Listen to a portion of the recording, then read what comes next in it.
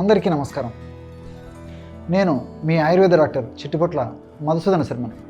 మనం ఈ వీడియోలో షుగర్ వ్యాధిని నియంత్రించుకునేందుకు చక్కటి గృహ వైద్యం అనేటువంటి టాపిక్ గురించి తెలుసుకోబోతున్నాం. ఈ షుగర్ వ్యాధిని, మధుమేహ వ్యాధిని డయాబెటీస్ మెలిటిస్ అనేటువంటి పేరుతో పిలుస్తూ ఉంటారు. ఈ షుగర్ వ్యాధికి ఎలాంటి ఔషధాన్ని తయారు చేసుకుని లబ్ధి పొందాలంటే కేవలము 4 పదార్థాలతో ఔషధాన్ని తయారు చేసుకోవాలి. మెంతులను దోరగా వేయించి చేసినటువంటి పౌడరు 50 గ్రామ్స్, స్వచ్ఛమైనటువంటి పసుపు పొడి 50 గ్రామ్స్, పొడపత్రి పొడి, ఇది మనకు ఆయుర్వేద ఔషధ విక్రయశాలలో పచారి కొట్టలో దొరుకుతుంది. పొడపత్రి పొడి ఒక 50 గ్రామ్స్ తీసుకోవాలి. దీన్నే మధునాశిని అనేటువంటి పేరుతో పిలుస్తుంటారు అన్నమాట. ఈ యొక్క పొడి యొక్క ప్రత్యేకత ఏంటంటే, ఆ యొక్క పొడిని నాలుక మీద వేసుకున్న తర్వాత కొద్దిసేపటి వరకు మనకి ఆ తీపు, లడ్డు, మిఠాయిలు, అదేవిధంగా పంచదార, బెల్లం ఇలాంటివి తీసుకున్న నోటికి రుచి తెలియదన్నమాట. అంత శక్తివంతమైనటువంటి ఔషధ గుణాలు ఈ యొక్క మధునాశిని అనేటువంటి దీంట్లో ఉన్నాయన్నమాట. ఇది ఒక 50 గ్రాములు తీసుకోండి. 4వ పదార్థంగా నేరేడు విత్తనాల పొడి. ఈ నేరేడు విత్తనాల యొక్క చూర్ణం కూడా జంబూ బీజ చూర్ణం అనేటువంటి పేరుతో మనకు మార్కెట్లో దొరుకుతుంది. ఈ జంబూ బీజ చూర్ణం లేదా నేరేడు విత్తనాల యొక్క పొడి కూడా ఒక 50 గ్రాములు తీసుకోవాలి. అంటే మెంతులను వేయించి చేసిన పొడి 50 గ్రాములు, పసుపు పొడి 50 గ్రాములు, మధునాశిని అంటే పొడపత్రి ఆకు చూర్ణం ఒక 50 గ్రాములు, నేరేడు విత్తుల యొక్క చూర్ణం 50 గ్రాములు. ఈ 4 పదార్థాలను బాగా కలపడం వల్ల 200 గ్రాముల ఔషధం తయారవుతుందన్నమాట. ఈ బాగా కలిపేసేసి ఈ 200 గ్రాముల ఔషధాన్ని ఒక గాజు సీసాలో నిల్వ ఉంచుకొని రోజు ఉదయం ఆహారం తర్వాత ఒక 10 నిమిషాలు ఆగిన తర్వాత, రాత్రి ఆహారం తర్వాత ఒక 10 నిమిషాలు ఆగిన తర్వాత ఒక 100 ml నీళ్ళల్లో 1/2 టీ స్పూను ఈ పౌడర్ కలిపేసి తీసుకోవాలన్నమాట.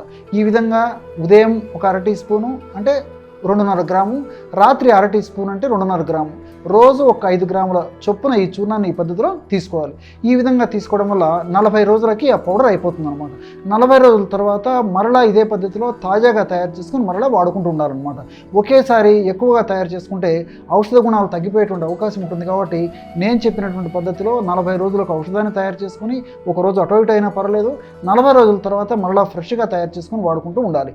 ఈ ఔషధం యొక్క ప్రత్యేకత ఏంటంటే షుగర్ వ్యాధిని నియంత్రిస్తుంది. దేహంలో, రక్తంలో షుగర్ పెరగకుండా కంట్రోల్ చేసేటువంటి పరిస్థితి ఈ ఔషధం వాడుకోవడం వల్ల కలుగుతుంది. అంతేకాకుండా కొంతమందిలో ఎన్ని రకాలైనటువంటి ఔషధాలు వాడినప్పటికీ ఒక పట్టాన షుగర్ కంట్రోల్ కాక ఔషధాలు, ఆధునిక కృత్రిమ రసాయన ఔషధాలు కూడా డోస్ పెంచేటువంటి పరిస్థితి కూడా ఏర్పడుతుంటుంది. ఆ స్థాయిలో కూడా ఒక్కొక్కసారి ఆశించినటువంటి ఫలితం కలగకపోయేటువంటి పరిస్థితి కూడా కలుగుతుంటుంది. కాబట్టి ఏదేమైనప్పటికీ వైద్యులు సూచించినటువంటి పద్ధతిలో ఆధునిక కృత్రిమ రసాయన ఔషధాలు వాడుకుంటూ ఈ యొక్క ఔషధాన్ని కూడా సేవించడం మంచిది. మరి ఈ యొక్క పద్ధతిలో వాడుకుంటున్న వల్ల కొన్నాళ్ళు అయిన తర్వాత మనం వైద్యుల వద్దకు వెళ్ళినప్పుడు వైద్యులు పరీక్ష చేసేసి, రక్త పరీక్ష ఇలాంటి పరీక్షలు చేయించేసేసి, మూత్ర పరీక్ష ఇలాంటి పరీక్షలు చేయించేసేసి షుగర్ తగ్గే కొద్దీ వైద్యులు కూడా ఆధునిక కృత్రిమ రసాయన ఔషధాలను తగ్గిస్తారనమాట. దానివల్ల సైడ్ ఎఫెక్ట్స్ ఉండవు, కొద్ది మోతాదులోనే చక్కటి ఫలితం కలిగేటువంటి అవకాశం కూడా ఉంటుందన్నమాట. కాబట్టి ఈ యొక్క పద్ధతిలో ఈ యొక్క ఔషధాన్ని వాడుకోవాలి. అంతేకాకుండా ఈ యొక్క ఫార్ములా యొక్క ప్రత్యేకత ఏంటంటే, షుగర్ వ్యాధుల్లో అనేక రకాలైనటువంటి కాంప్లికేషన్స్ వచ్చేటువంటి అవకాశం ఉంటుందన్నమాట.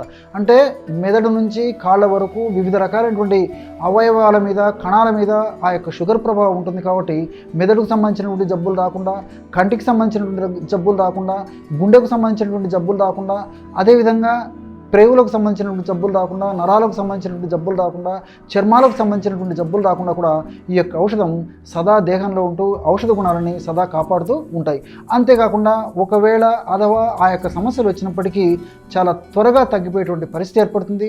సమస్యలు కూడా చాలా తీవ్ర రూపం దాల్చకుండా ఉండేందుకు కూడా ఈ యొక్క ఔషధము ప్రత్యక్షంగాను, పరోక్షంగాను ఇందులో ఉన్నటువంటి ఔషధ గుణాలు, ఔషధ తత్వాలు, రసాయన గుణాలన్నీ కూడా ఉపయోగపడుతూ ఉంటాయి. కాబట్టి క్షేమదాయకంగా దీర్ఘకాలం పాటు వాడినప్పటికీ ఎలాంటి ఇబ్బంది కలగనివ్వదు. అన్నీ మనకు సైడ్ బెనిఫిట్స్ ఉంటాయి, సైడ్ ఎఫెక్ట్స్ ఉండవు. కాబట్టి ఈ ఔషధాన్ని చక్కగా అందరూ ఉపయోగించుకోవచ్చు.